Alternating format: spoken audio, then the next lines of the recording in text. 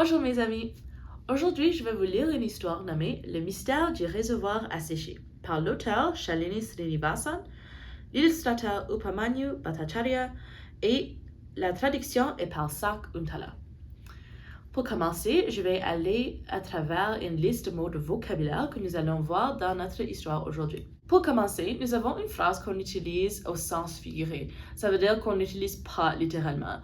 So ça dit activer ses méninges, which literally means activating the meninges. But what it actually means is to think hard. And so we use it when we talk about something that we have to think very hard about. Ensuite, nous avons le mot fissuré qui veut dire cracked.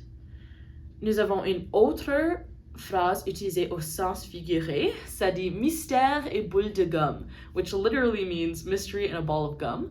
But we use it to talk about a complicated, confusing, or hard to understand situation. Ensuite, il y a les champs de l'usine. C'est un nom masculin. Ça veut dire finger millet fields. So finger millet is a type of plant. Nous avons aussi le mot roseau, c'est aussi une plante, c'est un nom masculin, ça veut dire reeds. Ensuite, on a le mot berger, c'est un nom masculin qui veut dire shepherd. Nous avons le verbe darder qui veut dire to shine. Il y a le mot ronger, which means to gnaw on something, so chew on something. Se ruer, c'est un verbe qui veut dire to rush from. Ensuite, nous avons un nom féminin, rigole, which in this case means like a small water channel. So, le mot rigole peut aussi dire quelque chose qui est drôle, mais dans ce cas ici, on parle d'un masse d'eau. Nous avons une autre phrase utilisée au sens figuré, c'est la phrase bon sang. So, literally, bon sang veut dire good blood, but we use it in an exasperated way, like when you're saying good grief. Ensuite, nous avons le mot mousson, qui est un nom féminin. En anglais, ça veut dire monsoon. À la fin de notre liste ici, on a quelques mots qui n'est ni français ni anglais. C'est des mots dans la langue Kannada, qui est une langue utilisée dans le pays d'Inde. So, at the end of the list here, we have a few words that are not French or English. They are terms used in the language Kannada, which is a language used in India. So the first one is Aji, which means grandma. There's Appa, which means dad, and Amma, which means mom. So these three are used in the story because our character Raj is from India. Alors, commençons maintenant avec l'histoire Le mystère du réservoir asséché. Dans le village de Range, le réservoir était presque vide.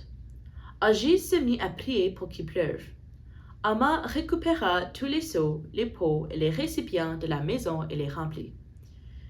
Il faut recueillir autant d'eau que possible, dit-elle. Appa rassembla des outils pour creuser plus profond. Il nous faudra juste un peu d'eau avant les prochaines pluies, indiqua-t-il. Range sortit son carnet et son crayon.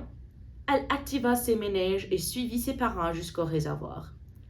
Là, elle examina le fond du réservoir. Il était fissuré et poussiéreux. Où donc est passée l'eau du réservoir, se demanda Range. S'est-elle écoulée? A-t-elle été volée? Mystère et boule de gomme. Range adorait résoudre des mystères, comme la fois où Agi ne trouvait plus ses lunettes. Range les avait retrouvées dans son livre. Elle servait de marque-page. Et cette autre fois où on se demandait pourquoi les éléphants allaient dans les champs de l'usine. En fait, c'est parce que leur très longue trompe leur permettait de détecter les grains à maturité, prêts à être mangés. Je vais retrouver cette eau, se dit Range. Range alla de l'autre côté du réservoir.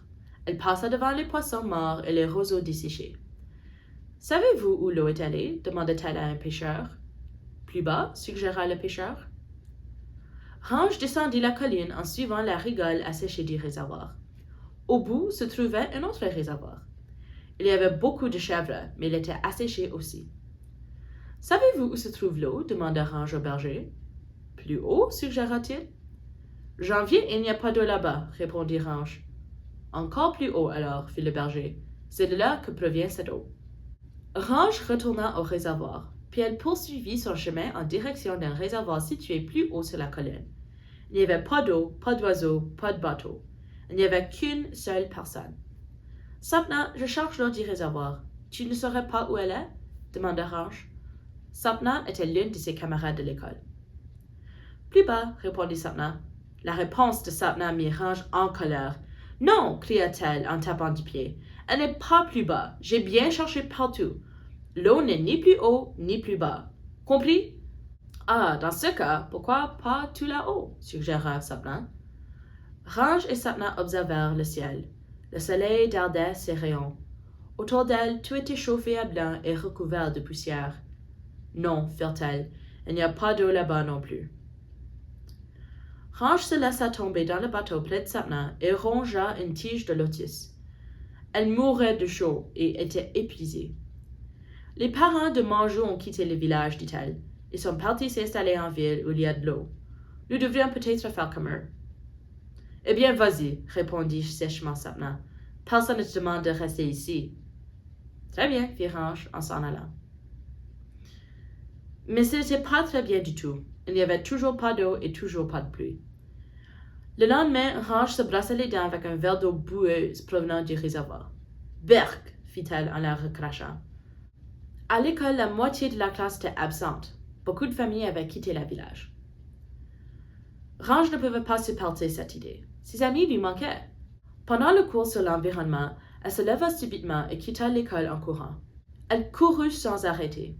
Elle finit par s'asseoir au bord de la route, hors d'haleine. « Je dois absolument retrouver l'eau, dit-elle en reprenant son souffle. « Je peux t'aider? » fit une petite voix. C'était Sapna, qui avait vu Range se ruer hors de l'école. « Oui, » répondit Range en lui adressant un large sourire. « Nous devons nous occuper de cela comme des pros, » indiqua Sapna, « comme de vrais ingénieurs sanitaires. »« Comme de vrais quoi? » interrogea Range. « Les ingénieurs sanitaires construisent des réservoirs et posent des canalisations et des conduites, » expliqua Sapna. « Je vais devenir ingénieur sanitaire plus tard. » Range et Sapna décidèrent de dessiner un plan de leur village et de tous ses réservoirs et rigoles afin de déterminer tous les endroits où l'eau avait pu s'écouler. Où l'eau avait-elle bien pu aller? Elles s'assirent sur le sol et examinèrent le plan.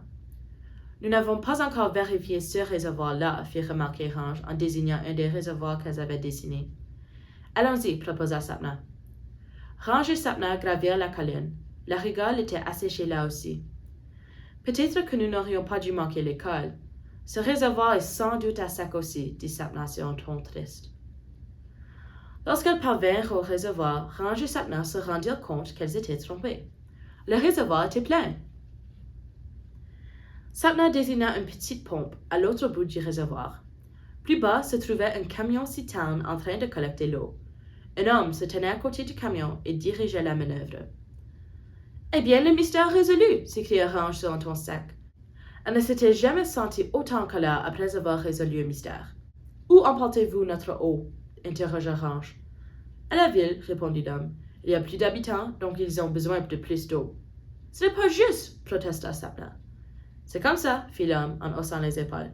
« Mon amie est ingénieure sanitaire, » cria Range. « Elle sait ce qui est juste ou pas. » L'homme éclata de rire. « Ingénieur sanitaire? Laissez-moi rire. Vous n'êtes que des fillettes. »« Certes, » répondit Sapna sur un ton calme, « mais je sais que vous n'avez pas le droit de nous prendre notre eau. »« Rentrez chez vous, » lança l'homme. « Vous ne pourrez rien y changer. »« Nous allons casser votre pompe, » hurla Range en se précipitant vers la pompe avec un bâton. « Mais enfin, » s'écria l'homme, « les ingénieurs sanitaires ne sont pas censés fabriquer des pompes plutôt que les casser. »« Oui, non, pas comme ça, » répondit Sapna sur un ton triste. « Je suis détective, » rétorqua Range. « Je fais ce que je veux. » Range eut une meilleure idée. Elle prit la pompe dans ses bras. « Vous ne pouvez plus la mettre en marche maintenant. » Sapna vint lui prêter main forte. « Hé !» hurla l'homme, fou de colère. « Mais rentrez chez vous, bon sang !» De gros nuages apparurent soudain. Le tonnerre retentit, des éclairs zébrèrent le ciel, la pluie se mit à tomber. Sapna éclata de rire. « C'est la mousson !» s'exclama Range. « Moi, je rentre chez moi, » fit l'homme. « Faites ce que vous voulez. » La pluie ne cessait pas de tomber. Zoom! Le réservoir se remplit à nouveau. L'eau de la rigole dévala la colline en les arrosant au passage. « On a retrouvé l'eau !» s'écria Range. « Le mystère est résolu. »« Youpi !» hurlèrent-elles en chœur. À la fin de l'histoire ici, il y a quelques mots de vocabulaire. Réservoir, c'est une construction dans laquelle on collecte l'eau. La taille d'un réservoir peut aller de celle d'un petit bassin à celle d'un grand lac. Retenue, c'est un muret, généralement en boue ou en pierre, permettant de retenir l'eau dans un réservoir. Rigole, petit canal par lequel l'eau s'écoule. Source, endroit où jaillit l'eau souterraine. Et surface libre de la nappe, niveau d'eau sur la terre. Il faut creuser les puits très en profondeur pour atteindre la surface libre et ainsi obtenir de l'eau. Merci d'avoir écouté l'histoire Le mystère du réservoir asséché. Veuillez trouver notre guide d'activité sur notre site web sk.cpf.ca. À bientôt!